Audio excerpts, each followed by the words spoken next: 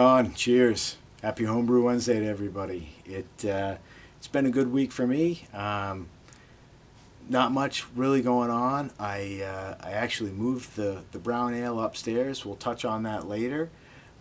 Seemed like it was a little cold down here, so we rectified the situation.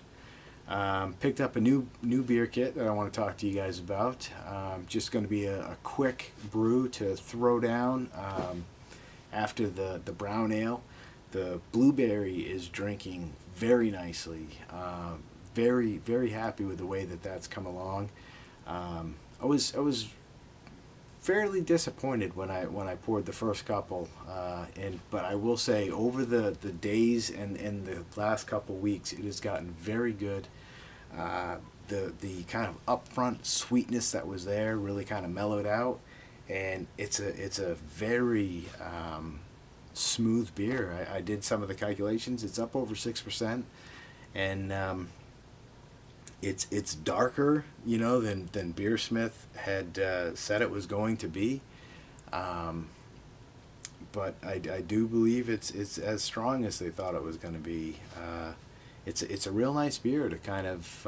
It's a little heavy, which I think makes it nice for this time of year. I was a little worried that it was going to be too light and too much of a summer beer. And maybe if I had just done the straight Hefeweizen, it would have been. So I'm actually starting to appreciate my decision to select that fruit beer and kind of add the things I did. It's really kind of coming into its own.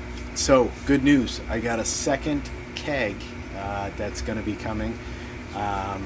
Went on to Google and just basically searched a 5-gallon Cornelius ball lock keg and found the cheapest online website that I could find with shipping, and then went and kind of started jumping around to the next couple to try and find a grade A, grade 1 keg, and I did on Beverage Elements. I got a ball lock 5-gallon keg for $59.99 or $59.95. I think it's going to cost about $15 shipping to the house. I've got also ordered a set of O-rings, so I've got brand new O-rings to put on the thing. They said they, pressure checked it, but they recommended O-rings, so it means they didn't change the O-rings that came in on it. So that's it. So for $75, whatever it is, I got the second keg coming. The plan for that is as soon as it gets here, I'll clean it with OxyClean and sanitize it and rack the nut brown into it. We'll get that over into the keg. What I might do is bring it down here and let it sit down here, because it'll kind of slowly bring it back down to about 60 degrees. And then I think after a day or two, I should be done with the blueberry ale. It's been going pretty smooth. And then we'll get the nut brown in, and then the plan is to have the Cooper's Pale Ale right after that. And that's kind of what I wanted to talk to you guys about this week. Recipe for that was something I saw online from Gash Slug. And what he did was he bought a Cooper's Australian Pale Ale, just like this one, beer kit at his local shop, and he had grabbed like a brew enhancer and some dry malt extract and then some hops and stuff. What I did was actually grab that, and I grabbed several just pounds of the Mutton's dry malt extract. So I've got like 2 or 3 pounds of the dry malt extract. I've got an ounce of Amarillo and an ounce of Cascade, or 3 ounces of Amarillo and 3 ounces of Cascade. I think it's Cascade. I'll correct it down below if it's not Cascade. But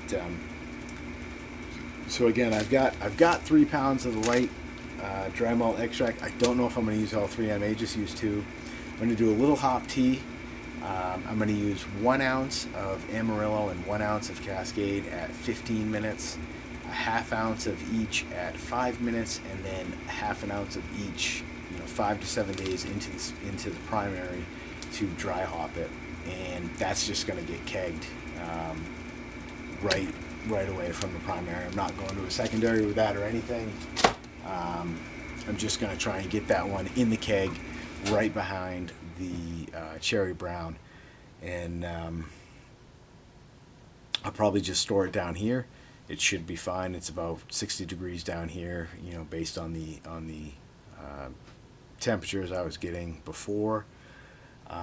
Maybe I don't know. I'll put a thermometer out. I have a bulkhead. I could put a thermometer out into the bulkhead. It's probably a lot colder in there, so maybe I can use that as kind of a cold crash fermentation chamber with the beer when it's in the keg. I don't know. I'll do some reading into that. Post down below if you think maybe that's a good idea. Not much else going on around here this week.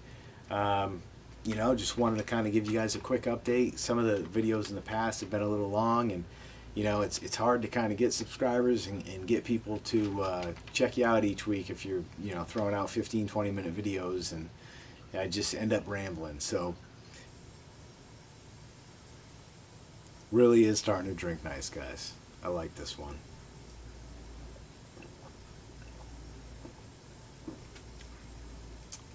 Happy Homebrew Wednesday, everybody. Cheers.